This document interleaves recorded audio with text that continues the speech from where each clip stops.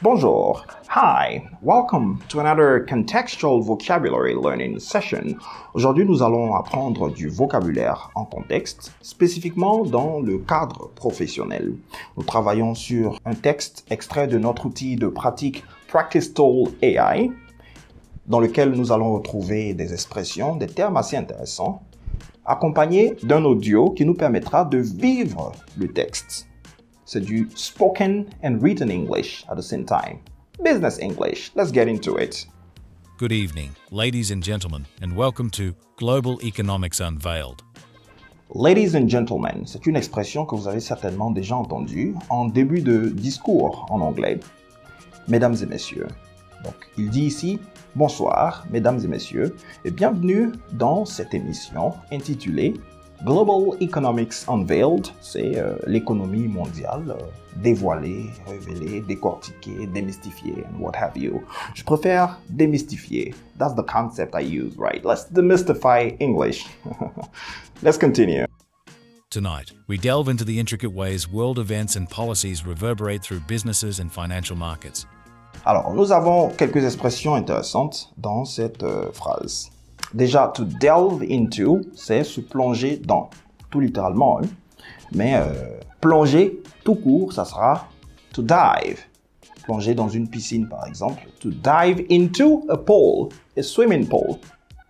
Mais lorsqu'il dit delve into, on pourrait dire contextuellement s'intéresser à, se pencher sur un thème.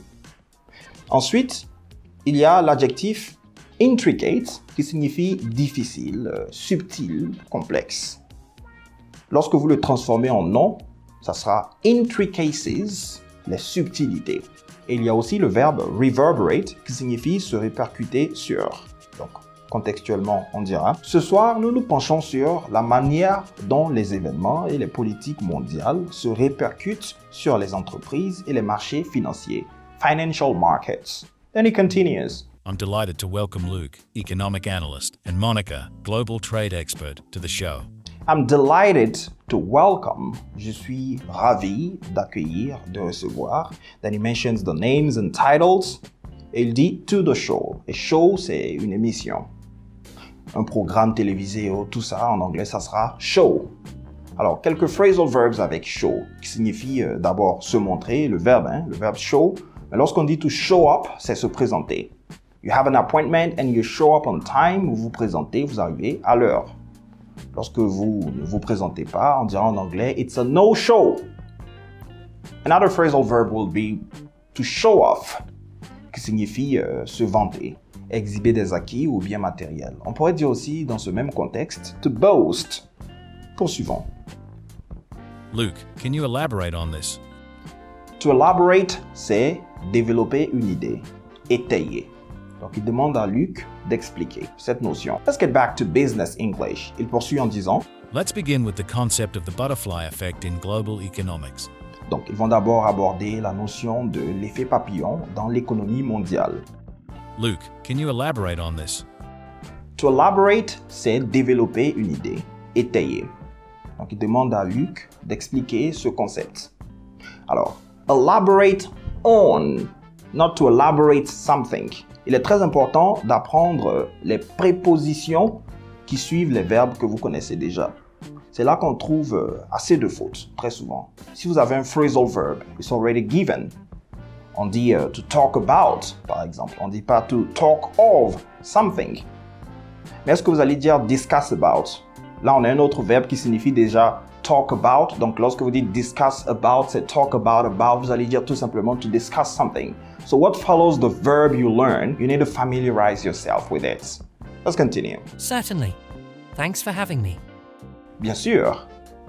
Merci de me recevoir. Thanks for having me. Alors, to have somebody, c'est une autre expression assez intéressante que vous allez utiliser lorsque une personne vous donne l'opportunité de faire quelque chose ou vous reçoit tout court.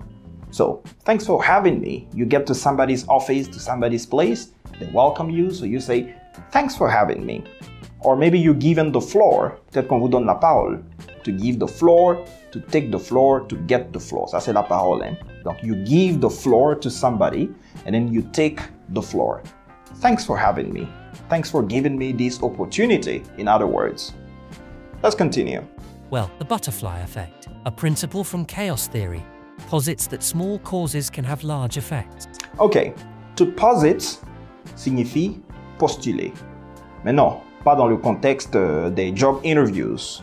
Il ne s'agit pas de postuler à un job, à un poste. Il s'agit plutôt ici de postuler, de présenter une idée, une hypothèse. En anglais, une hypothèse, ça sera an assumption. Vous pouvez aussi dire a hypothesis. Le verbe que vous allez utiliser avec une hypothèse, en anglais, ça sera to raise an assumption. Donc, soulever, émettre une hypothèse. Postuler à une offre d'emploi, en anglais, ça sera to apply for a job. Et lorsqu'on poursuit, on va retrouver ce même terme apply, mais dans un autre contexte. Small causes can have large effects. This concept applies directly to global economics as well. To apply to something, ici c'est s'appliquer à. Does that apply to me? In other words, am I affected by that? For instance, consider how a seemingly minor trade policy adjustment in a major economy like China can have profound impacts across global. Et là, on a une plus longue phrase. Seemingly, par exemple, ici, c'est en apparence, apparemment. Right. So many things to cover here. Je pense qu'on va s'arrêter là pour aujourd'hui et vous pourrez poursuivre vous-même sur la plateforme plus tard. Alors, ce qui est intéressant ici, c'est que lorsque vous finissez de travailler sur le texte et que vous l'avez fully scrutinized, to scrutinize, c'est examiner, analyser en profondeur. Vous allez terminer un Comprehension and Vocabulary Check, donc vous répondez à toutes les questions que vous avez ici. J'aurai un exercice de prononciation par la suite. Après avoir écouté, lu, répété, appris du vocabulaire, tout ce que vous pouvez faire à partir du texte, vous pouvez maintenant pratiquer votre prononciation. Donc là, on a une sélection de mots extraits du texte que nous allons prononcer. En cliquant sur Pronounce, on enregistre notre voix et on obtient un feedback automatique. Let's go for it. He leads. No. Of course, no. Ça se prononcera plutôt highlights. And now you got it. Donc, il faut faire très attention ici. Parce que si vous prononcez mal, you get 0. Another one. Oh, mais ça, c'est simple. On dira dynamique. No. Alors, donc, le I et le S. Dynamics. Very good. We got it. Ah non, là, ça sera très simple. Ça, c'est un mot qu'on a en français, n'est-ce pas? Donc, je dirais l'innovation. No. Ça sera plutôt innovation. And now we got it.